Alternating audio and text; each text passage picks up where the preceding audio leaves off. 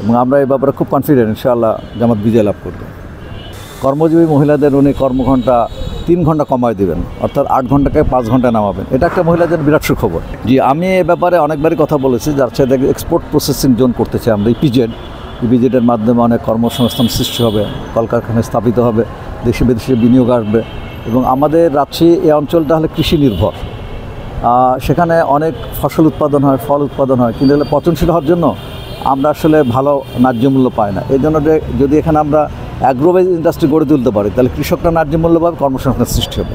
এছাড়া আমরা IT base বিভিন্ন কর্মসূচি আমরা নিতে চাই, যে এখানে হাইটেক পার্ক যেটা আছে সেটা তো আসলে অকার্যকর। এই হাইটেক পার্কটাকে আমরা কার্যকর করতে চাই, যাতে ফ্রিল্যান্সিং এবং ই কমার্সের মাধ্যমে আমাদের বিপুল জনশক্তি যেন কাজের সুবিধা পায়।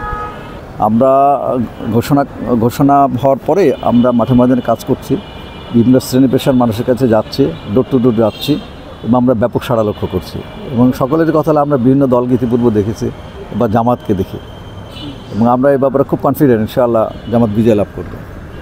আচ্ছা, আমরা নারী ভোটার ব্যাপারে বলতে চাই, ইতিমধ্যে আমরা যে সমস্ত জায়গায় যাচ্ছি নারীদের পক্ষে ব্যাপক সাড়া লক্ষ্য করছি। এরপরও বাংলাদেশ জামাত ইসলামের আমির ডাক্তার শফিকুর রহমান উনি ঘোষণা করেছেন আগামীতে কর্মজীবী মহিলাদের উনি কর্মঘণ্টা 3 ঘন্টা কমায় দেবেন, অর্থাৎ 8 ঘন্টাকে 5 ঘন্টায় নামাবেন। এটা একটা মহিলাদের বিরাট সুখবর। এটা অবশ্যই মহিলারা খুব পজিটিভলি নেবেন। এবং এছাড়াও ইসলামের তো নারীর মর্যাদা অনেক বেশি।